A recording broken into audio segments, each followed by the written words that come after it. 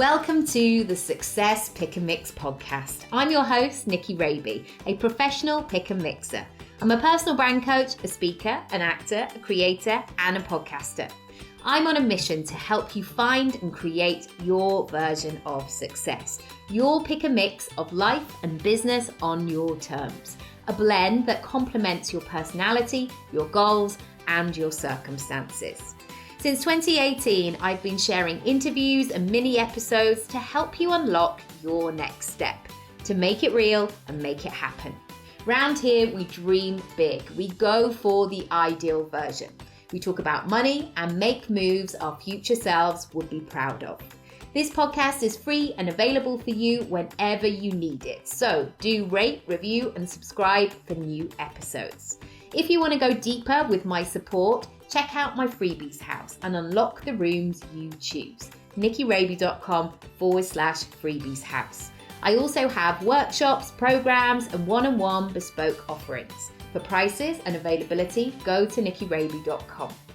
Thank you, as always, for spending some time with me and my guests. Now, on to today's episode.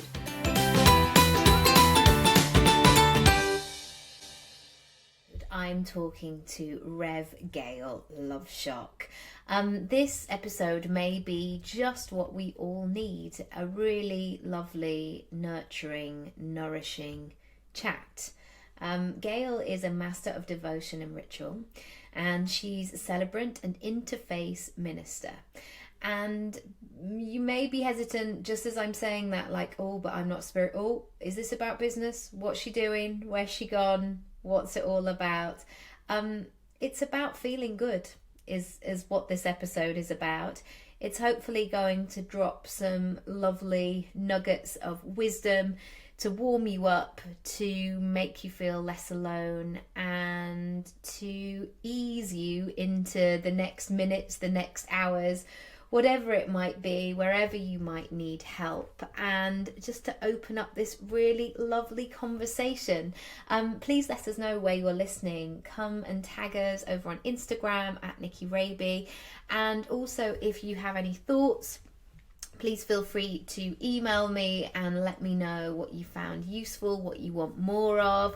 I'm going to be popping up here a lot over the coming weeks. I needed a bit of time just to step back, reflect, have a word with myself, but we're back. We're back in the room, and watch this space. There's going to be some lovely chats coming your way. Also, if you love the episode, please share it with a pal who may really benefit from it.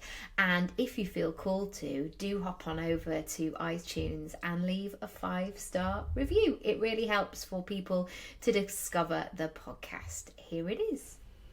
Hello, everyone. How are you?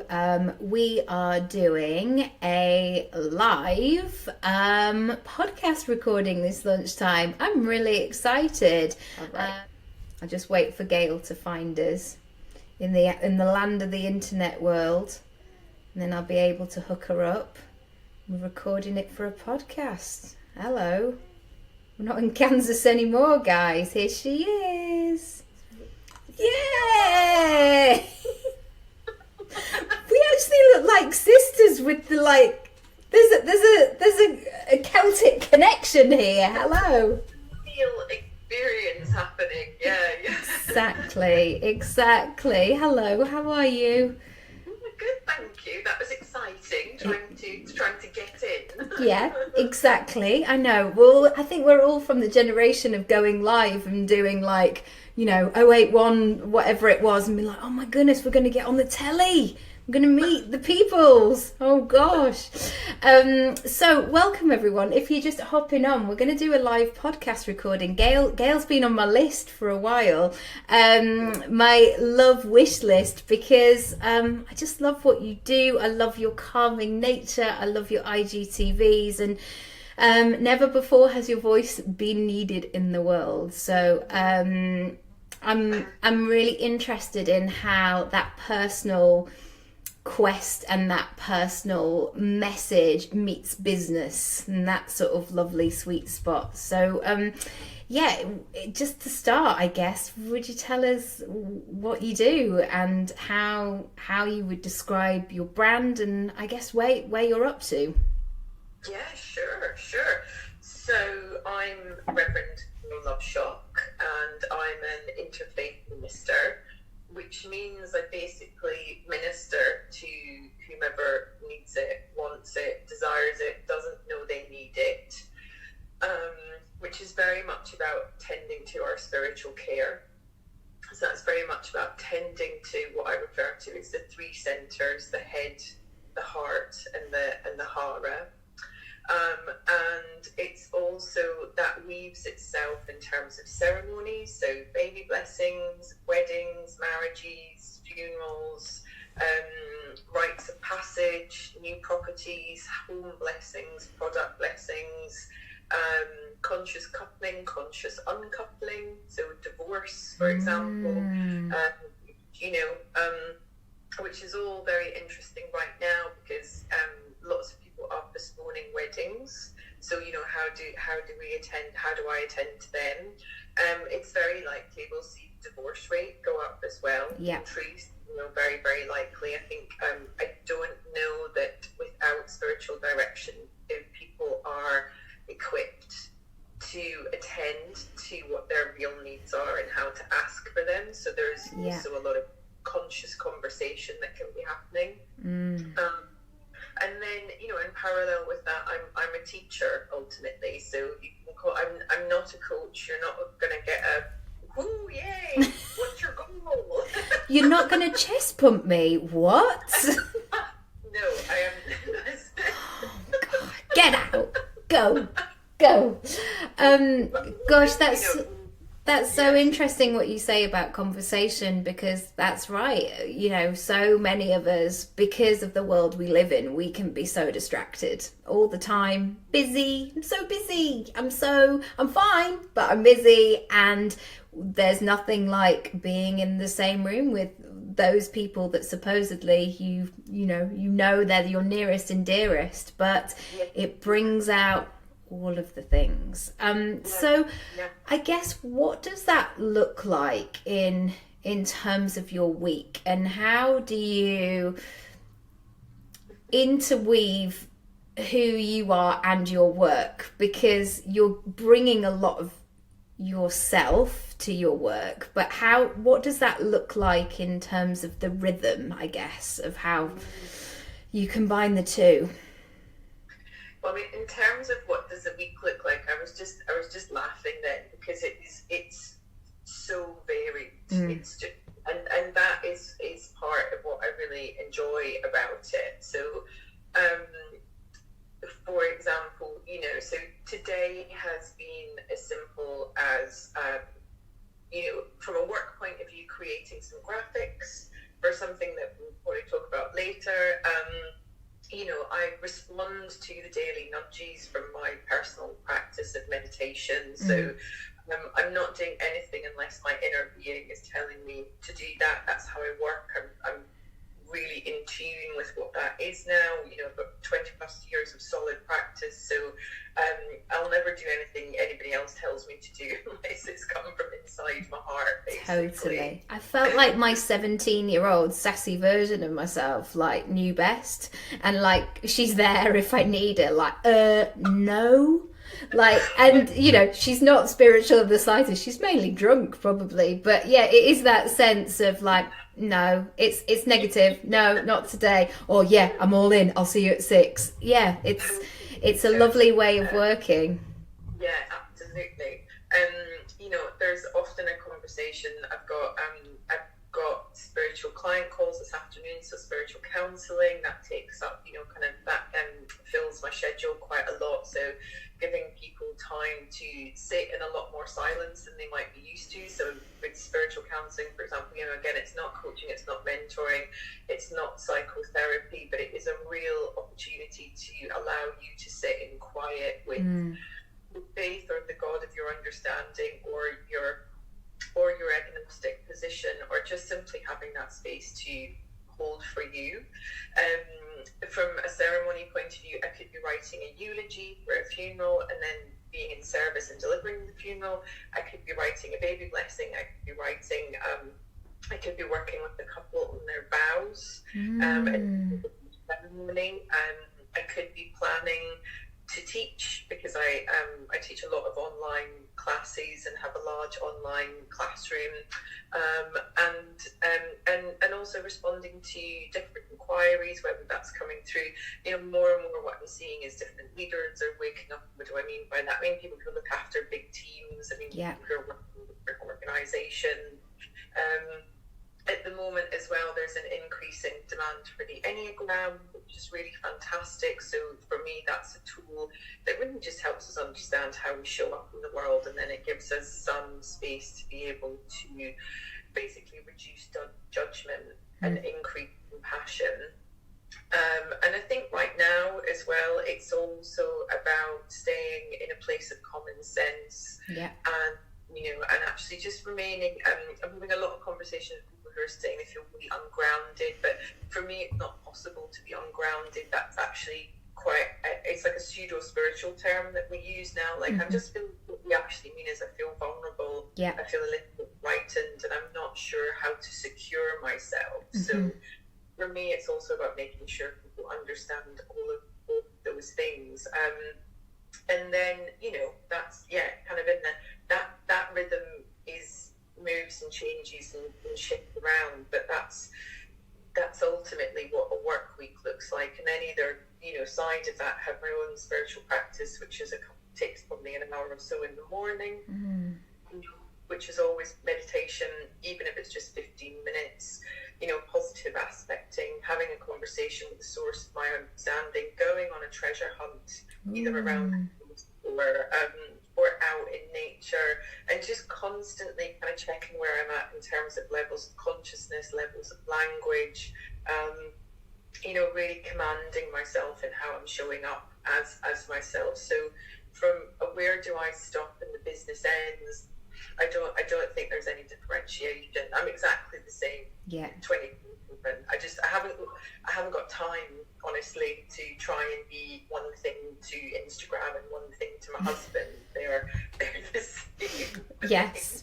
I mean, if anything, I'm wearing a bra more often offline than online.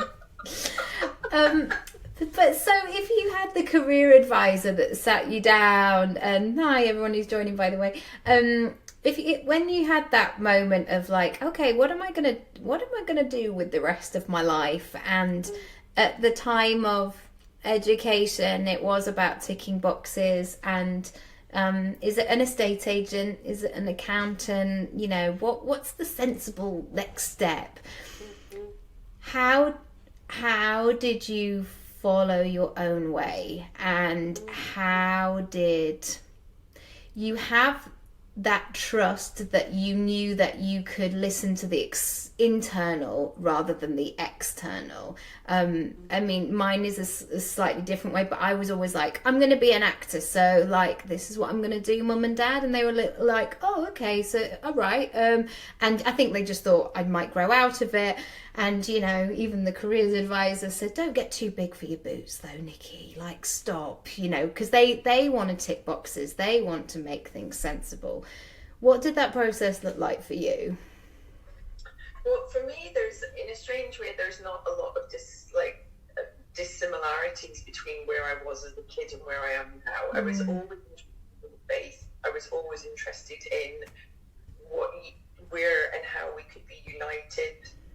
I remember various conversations because I was an actor and a dancer as well, and me basically that being a celebrant and an interfaith minister, because my gigs have got guaranteed audiences. I've played to some very small audiences in my time. Not all of them were awake, probably either. But that for me, all that training is just exactly where I'm at. That competency building, that confidence building, that understanding, even how to dress, present myself, to learn a script. Like learning a eulogy off by heart. Yeah. I mean, that's from years of script learning, that's from years of presentation. Yeah. And being able to show up on demand as well, like Yeah. the show must go on, like and it builds a good discipline actually, that, you know, well, I'm sorry, but I've committed to this thing, so off we go. It's tough if you've got a bit of a headache. We're doing it. There's nobody else that can turn up and be Reverend Gail Loveshock. No. You know, it's not possible. So, no. There might be a drag version one day. I mean, so I'm calling that in. Call it in right now. Yes. I'm available for that tour. But you know, it's things like I remember talking to like a career guidance coach actually about being a speech therapist, and so much of my work when I was really emerging as a coach and a mentor was around voice freedom, still is around voice freedom, and still is around this idea of understanding who or what has been a voice thief to us, which as far as I'm concerned is a spiritual form of occupational speech therapy. Yes. You know, so that makes lots of sense to me, that there's similarities in that. And, you know, even the office gigs I had, or, you know, because I worked as a producer as well, and as a huge investment raiser, and all of these things ultimately are all linked in that they are to do with compassion and support and helping people, and not from you know, that kind of place of you must make sure your cup is full, because you absolutely must, but actually joy is even deeper than that. And as far as I'm concerned, that's what we're born and we're primed for. We're born for joy, we're born for happiness, and I'm here to teach you that actually I will help you get your foundation lifted so that your positivity comes up and reaching mine, because this isn't moving, it's only going up, you know, it's only going up, it's only so for me as well, there's just a huge, you know, kind of place that the gap that we have and what we're seeing again around the world right now is this extraordinary opportunity to drop from head into heart, and then to take everything that, again, from a spiritual or practical or common sense point of view that we've been learning, and then embody it, and then relax, and then allow, and then, you know, move from that place, as opposed to I've cleaned all the inside of the windows, you know, everything's ironed, all great, but also all distraction. So. Yes. I was having a conversation with a friend the other day, and she was talking about a goal that she wanted to work on, but she said, I heard myself saying, I'll start that once I've done something else. And the two were completely unrelated to each other. And then she said, and then I heard your voice as I was convincing myself of that, and said, actually, I could run these two things side by side. And it's something that pops up for so many of us all the time, like I'll be happy when, or the perfection, I've got to get this absolutely right. And actually, you've got to find you find the answers by being in the flow. You get better at running by having your trainers on, not by, you know, wandering around sweaty Betty going, gosh, I wonder what that looks like. I often use an analogy with my clients of sometimes you just got to get in the water.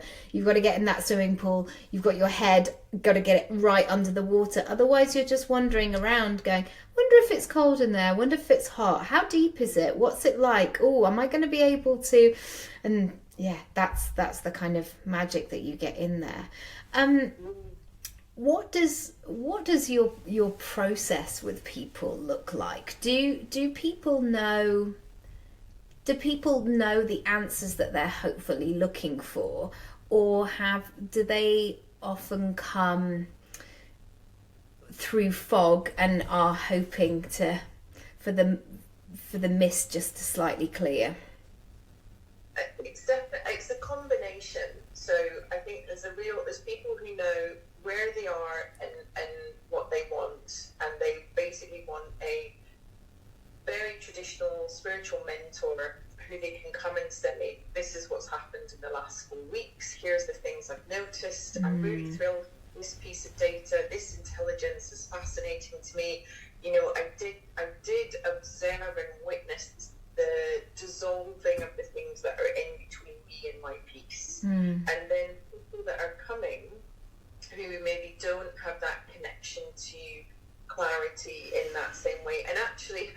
bit like what you're all talking about. They've actually caught too many other people's opinions. Yes. So they're shrouded in other people's ideas. They're shrouded in, I tell you what you want to be doing. Yeah. Which people do all the time, and I say, that's great, you go and do that. That's lovely. But you know, look, Nicky, I tell you what you want to be doing right now. This is what you should be doing. It's not your idea, so probably doesn't make any sense. And unless you're sitting in an environment where actually you're inviting that conversation in, it's just another thing that can stick to us. So also for me, there's this idea of kind of taking off the overcoats that don't belong to people and being like, is this yours? No, let's hang it up. Right. Is this one?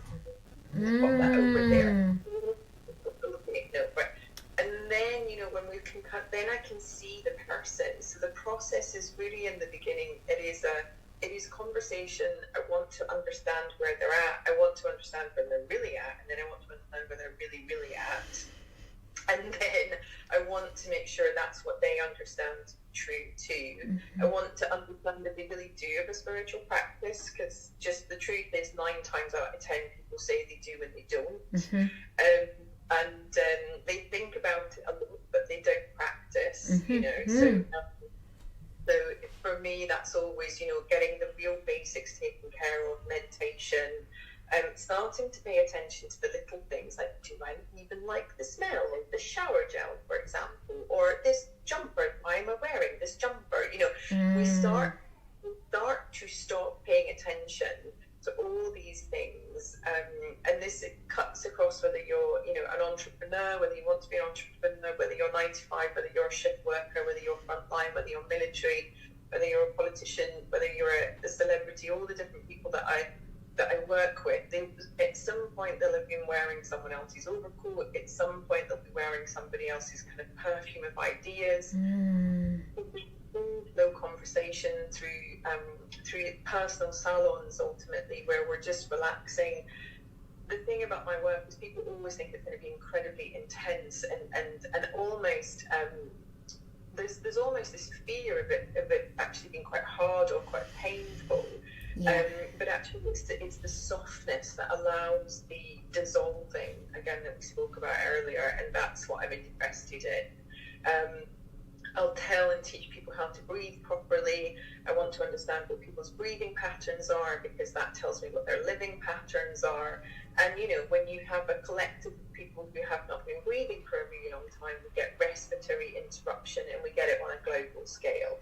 So then what everybody is invited to do is to be able to, again, drop into the body, drop into the lungs, drop into the heart space, and ultimately discover how, moving through the rest of their life, they can facilitate their ongoing happiness, their ongoing joy, their ongoing abundance, prosperity, creativity, harmony, connection, support, knowing that the God of their understanding is looking right back at them as much as they're looking out over the skyline, and that focus, that path, you know, whatever that might be, if you're walking it consciously and you know where you're at and you understand your own energy levels and you are able to listen to those nudges and those dings and those moments, then you need to constantly be in co-creation, because it's never going to be done.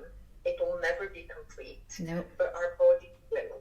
And that, for me, is where the interfaith ministry comes in, because what's happening also at the minute is we're seeing a massive epidemic of death fear, whereas my spirit will continue. So when my body completes, whenever that is, I'm good, because actually I'll be going. My work is only half done. Like, we're moving, we're shaking.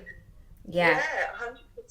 So, you know, there's a rhythm to it. You know, I work again with the Enneagram, the system, to understand where people are, at. I work with a lot of the hero and the heroine journey. I work with a lot of archetypes, but ultimately, again, I want to understand the myths that the person is living, particularly societal grandiose myths, and I want to get a hold of them by the scruff of their neck and get them out. So that we really unlock the person, the connection to the inner being, and then that is where that confidence comes from. That's where that peace comes from. That is where that happiness comes from, no matter what is happening, you know, it's all around us. I know in my life when I've had those moments of everything feels like it's crumbling, where I felt so off in terms of who I am, who I want to be, what my day-to-day things look like.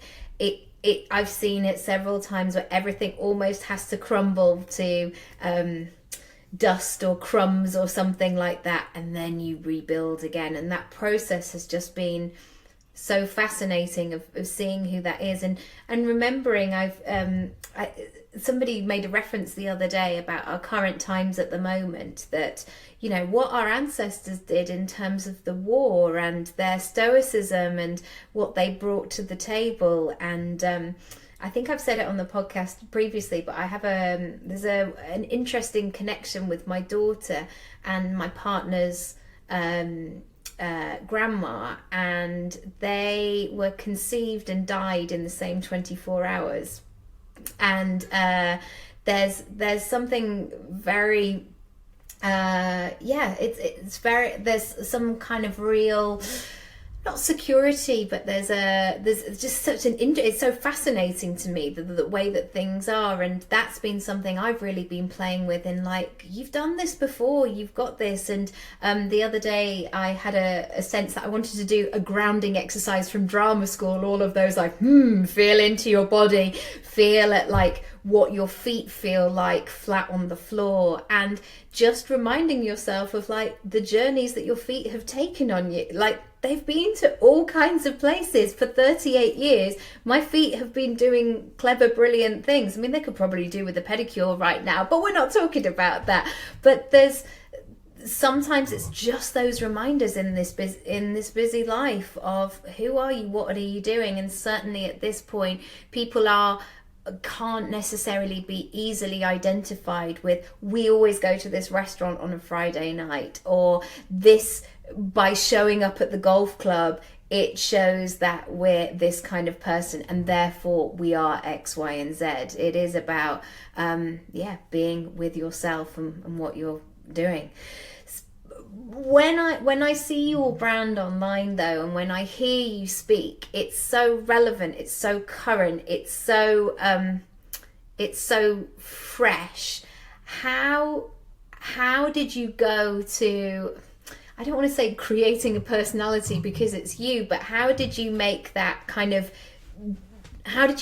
digital and open it up to the masses, in terms of, I guess, in inviting clients to join, because the things that you do are a paid service and all the rest of it, but opening that net wider so people feel safe rather than just the one-on-one work that you do?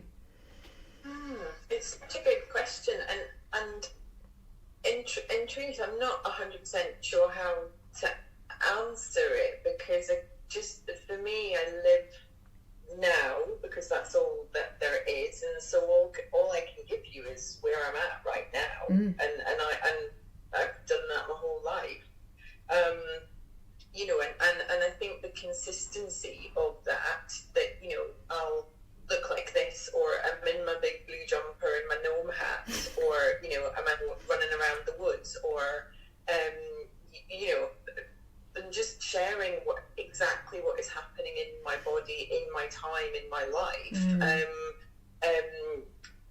that I think when I've tried to plan, for example, things to do with social media, it just hasn't felt right, because I think part of what the magnetism of my content is that basically that's how I wake up feeling, and I'm going to tell you exactly what it is. And I think because we are these energetic beings, I think the energy can be felt if it's something that was written a fortnight ago. Yeah. And and I think that's beautiful. And I think there's a brand point where that happens. If Cartier are doing that, or if Hotel is doing that, or if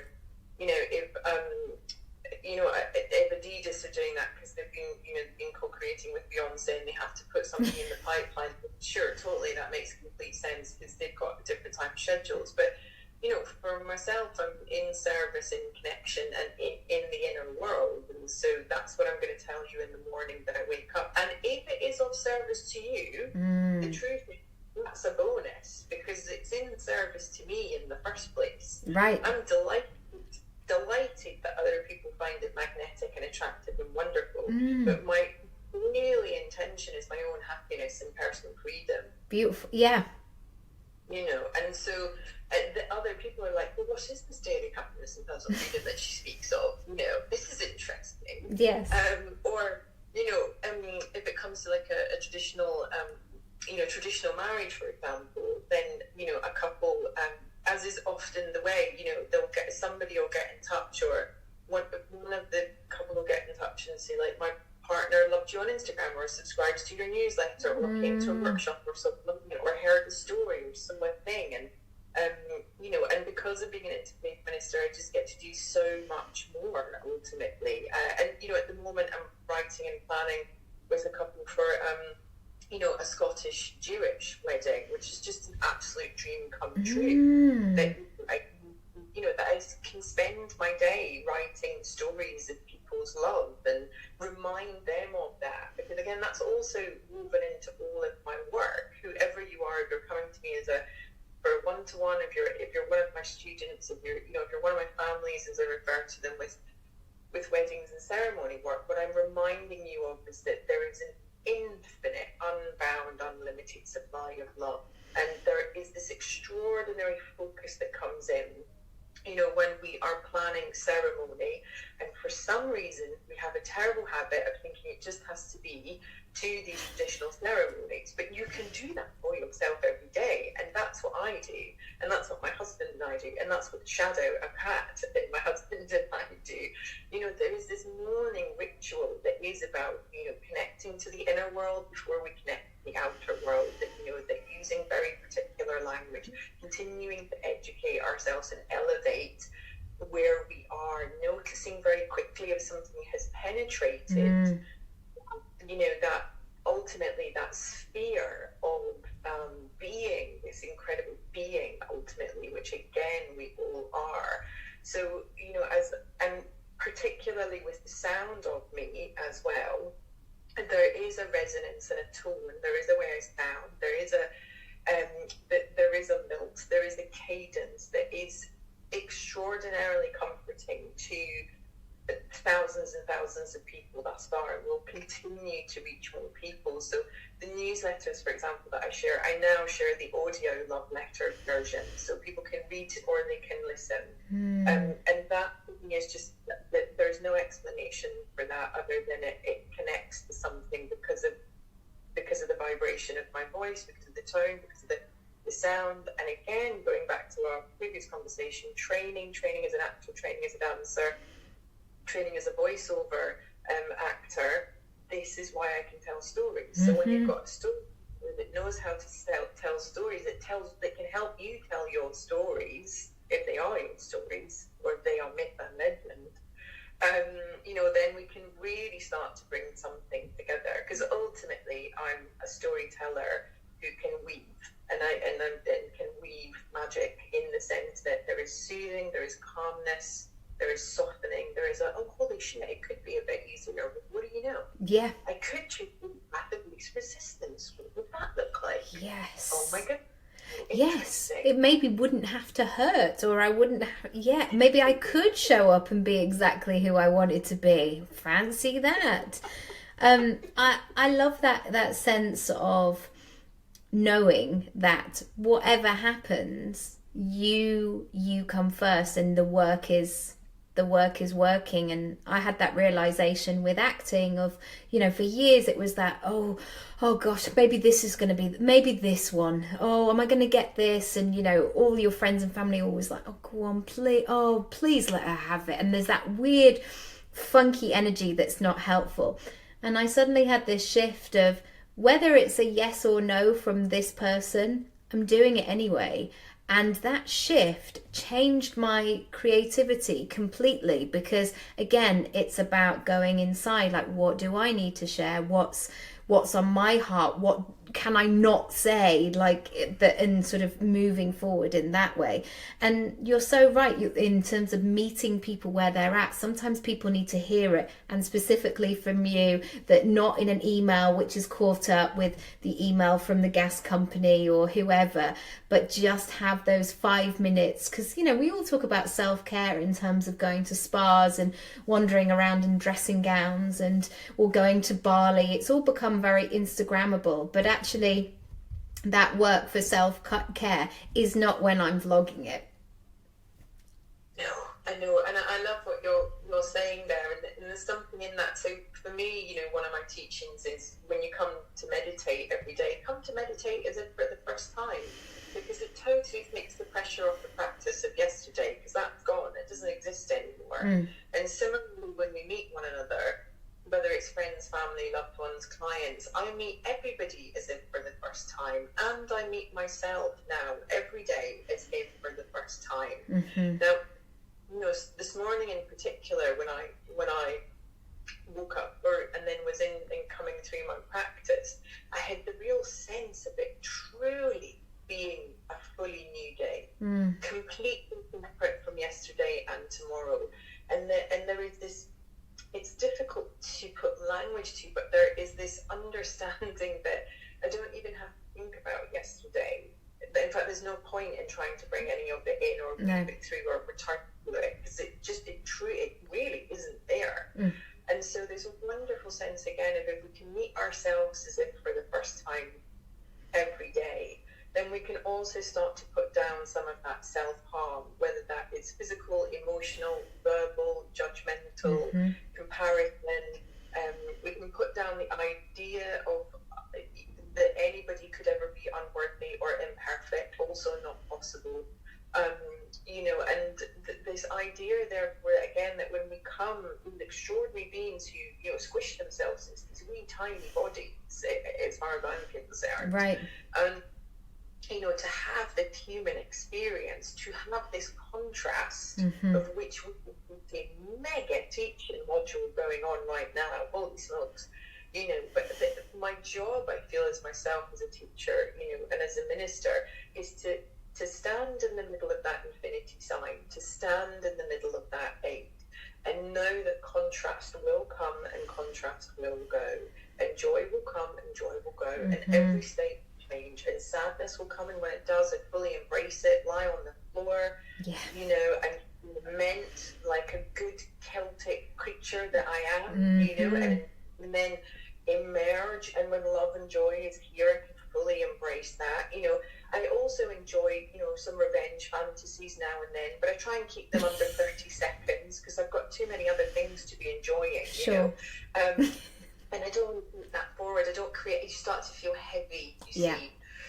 And actually I'm interested in that feeling of lightness. I'm interested in people feeling flexible, adaptable, fleet of foot. You know, I'm interested in ease. I'm very interested in all of these. I'm interested in people being their artist, their sculptor, being the potter and the pottery. I'm really interested in people working with the heart and the hands, you know, working however it's coming through words, clothing, a meal, how somebody folds the dry washing, how someone opens the door, how someone writes a letter. This is all art. It's all art, you know. And so I'm really interested again in how we bring these blessings and ceremonies and ritual into something that becomes hugely rich and hugely supportive for us, regardless of where we are in our contrast. Yeah. And we see when things are it's the inevitable Christmas card that pops through that just says, for us, to Nicky, Matt, Oscar and Luna, from so and so, so and so, so and so. There's like, but they've ticked it off. I've sent the Christmas card. Well, I didn't get one in reply, but I could send the most. I probably should get better at Christmas cards, but like I could send the most, like, from the heart voice note, and I always feel like that can mean so much more rather than ticking that off the list and sort of working it in that way.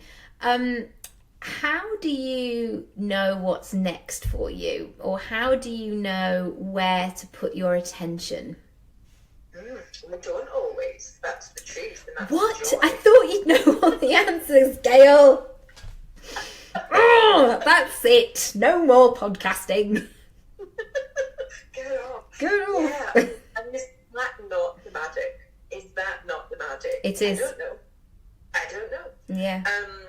You know, and I have no idea, you know, kind of what's unfurling. All I know is that my job is to head towards it. Because again, it will never be complete. It's not like I'm going to go like, and here's my masterpiece. Yeah, my 5-year plan in an Excel spreadsheet. Yeah, or, you know, it's not like I'm going to be like, oh yeah, so I painted this painting. Yeah. You know? And now I'm a 7-figure business owner, guys. And it was just an overnight success. Here we go. So, you know, for me, what's interesting at the moment, as you know, again, when I wake up, you know, I often, you know, what's my part in this today? You know, I ask myself that every day. I have my clients, my families ask themselves that every day. What's my part in this today? You know, something, you know, that I'm working on at the moment is totally unexpected. That presented itself yesterday as a solution to some of the things that are going on.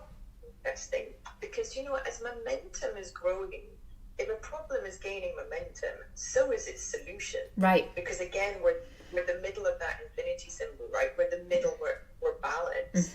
So I'm not chasing the solution. I'm not chasing the art. Let's be honest, it's like chasing an orgasm. You're never going to get it. You're just going to like push it further and further and further and further away. Just to relax, basically. Yeah.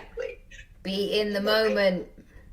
Yes, I don't know how, you know, I don't know, you know, I don't know always, you know, and again, I come back to my most important priority is my happiness and my freedom, you know, the reason I like money is because it means I have freedom of choices.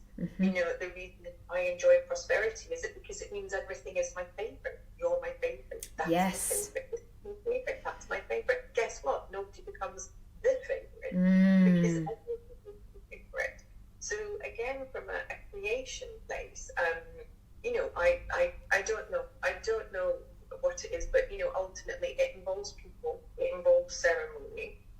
You know, it involves teaching. It involves it involves magnetically attracting people who are like me, who love like me, who live in a place of joy, you know, and connecting to all of that universal spirituality, that universal oneness. More of a shape than that, I'm not interested. No, and that's so interesting what you say about the favorite thing. Like, the more you tune in with that, the more that you're like, yes, or you know, that makes the cut of making me feel good. The more you can just repel the stuff that you know. Do you want to come on my hen do where we all wear the same outfit? No, I don't. Do you want to do? No. And the yeses become so much more full and bubbly and embodied, and the no's become no. That's it. That's the joy, and it's not even then that we need to repel. They just don't exist to us. Right. They just exist. You know, and I think that's the joy. I think, you know, there's language and opportunity, and there's scales of emotions that we can play and move up and down. And for me, I'm really interested in the top notes and the melodies and the harmonies. In the harmonious, and I'm down the bottom end of the piano. Oh God, like the malaise is too much. Yes. And there will be days, well, it's not even days, that's not true. For me, there really are moments of disconnection that can then begin to feel like depression or anxiety. But really, it is disconnection from this inner being who has all the juice that we need. But again, you know, we're in a place where, you know, we have it's particularly Western society, particularly post-industrialization in terms of how we're living, where, you know, we've been told that even within religion, you know, there is a God of our understanding that is outside of us, and you have to go through a brick building to get to it. And if you perform really well in heaven, you shall be rewarded. Right. Whereas for me, God is actually this idea, this man-made idea of God is interesting, and this sort of humanized version, of many of the saints and the poets they are all pieces in this great mosaic that we all form part of. It's very much, for me, I exist very much in a Terry Pratchett world. It's like I think God is like the tortoise and on top of the disc on top of it. Like, it's not all of it. There's so much more. And as an interfaith minister and speaking in this way, I'm completely on the leading edge of something revolutionary, and I'm very, very happy there. Right. And that is great comfort. And again, that's why it doesn't matter where I go, because in conversation with my inner being, she will let me know. Yeah. Yes. Yeah. There's a map, there's a plan. We may not know it yet, but there's it's the nudges that you mentioned. Oh, thank you so much for your lovely comment. There's the nudges, and sometimes the nudges for me are in the shape of some kind of pageant mum that I never had in a shell suit going, go on, get to the front, do it bigger, go on, and everything. Or sometimes it's like, come over here, come on, you don't need to be in that space. Why are you there? Come on, quick. And there's all kinds of rhythms. I would love it if anybody has any questions to add to our conversation.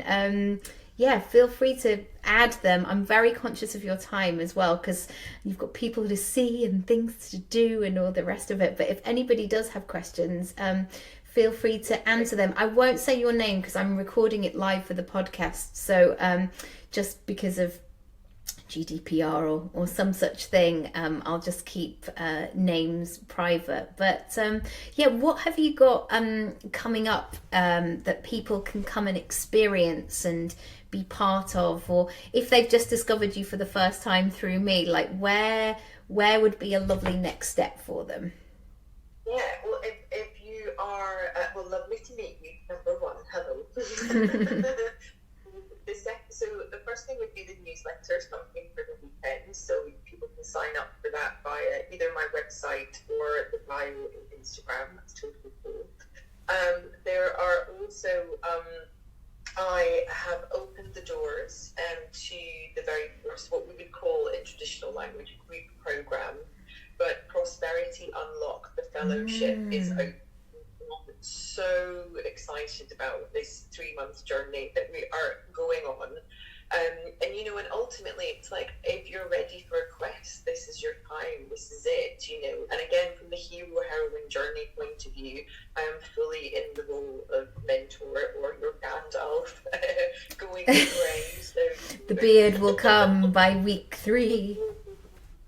I cannot, and and that is about, again, for me, it's about helping people unlock every area of prosperity, which includes, creativity, which includes the heart and love, and which includes money and abundance. So we're going to be working, in master classes together over 3 months, and it's, there's a pay plan that's available, and there's an option to have a one-to-one with me as well. But we're only talking about a few £100. It's really, really accessible, because that's important.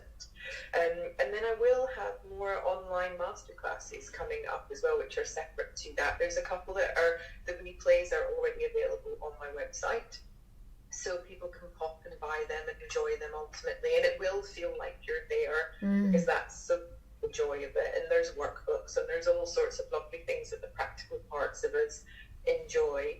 And if you're in a place where you have ceremony or ritual needs, then just get in touch via the contact form on the website, and then you can just let me know what you need, and we can have a conversation as to whether I can provide that. And yes, it can happen online, which is the absolute joy of all of this, because we're all in the same time and space anyway, so simply the fact that it's through a screen matters not. No. That yeah. Well, we only have to go back to the 80s and 90s of being obsessed with Neighbours and Home and Away, the fact that we felt like we knew them all so well, and it's just like, we really didn't. But yeah, you're right. It's holding that space. It's connecting with people on so many levels, and it's so bizarre for me that I've never met so many of the people who have impacted my life so heavily. I was watching something by Danielle Laporte the other day, and I was just like, oh, that nugget, I remember it from 2012. Oh, thank you for that. And you know, the work lives on. If you can, yeah. And I feel what's really interesting is one of the things for me that's very beautiful right now is this idea of almost celebrity hierarchy dissolving. Yes. And the idea that somebody's up there and somebody else is down here. You know, there is this really beautiful opportunity that's happening where actually, if you feel like you want to reach out and ask someone a question, or you know, if there's a nudge to reach out and somebody's got, you know, a podcast or something's going on, actually right now is the time. Right now is the time, because actually vulnerability is present, and that leads to a lot of art. Yes. And I think that's what's really, really beautiful. So again, I'm not sure why we think we have to physically be in the same room as people to meet them. You know, I think there is this wonderful meeting of hearts that's happening all over, and with, you know, however we move forward and whatever happens, it's again when we come back to this unity, this oneness, this interconnectedness, this in your morning meditation, in your morning prayer, from a place of thanks, just imagining all those billions and billions of little candle lights, you know, bring. And you are in that. That's you. That's us. That's all of us. And that's beautifully powerful and a reason to create wonderful art that may also be in service to people, which is a bonus, quite frankly.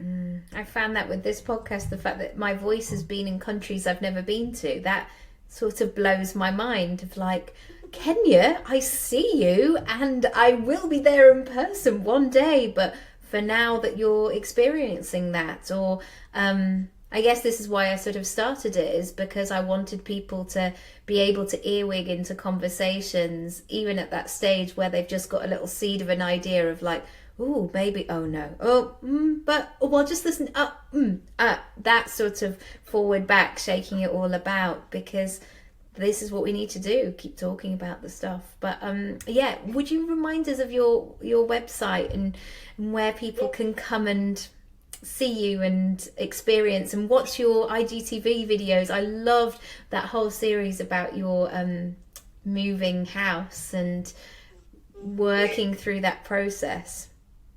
Yes, I do. I like a good move. And this has been a wonderful one. I've never been happier having moved back to Scotland. So it's such a joy. But so on Instagram, it's Gail_Love_Schock, and Schock is SCHOCK. And my website is my name, basically. So it's GailLoveSchock.com. Easy peasy to find and have a little scroll about on there, basically. And also to say to people, it is evolving at the moment, so it's a bit like Lego house that I keep adding rooms, taking walls down on, so give me that. I'm in the middle of painting, so yeah, I hear you.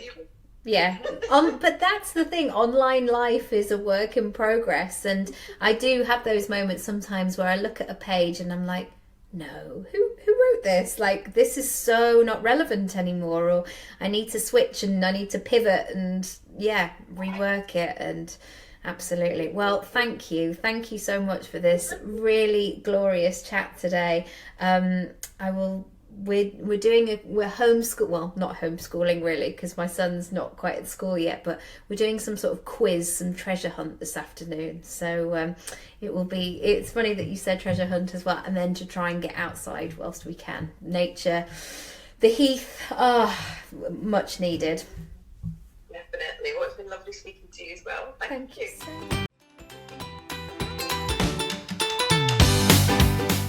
Thanks so much for listening to today's episode. If you haven't already, feel free to rate, review, and subscribe for all the brand new episodes. If you want to go deeper with my support, check out my freebies house and unlock the rooms you choose. NickyRaby.com/freebies house. I also have workshops, programs, and one-on-one bespoke offerings. For prices, availability, or just to have a chat with me, go to nickyraby.com. Thank you, as always, for spending some time with me and my guests, and I'll see you next time.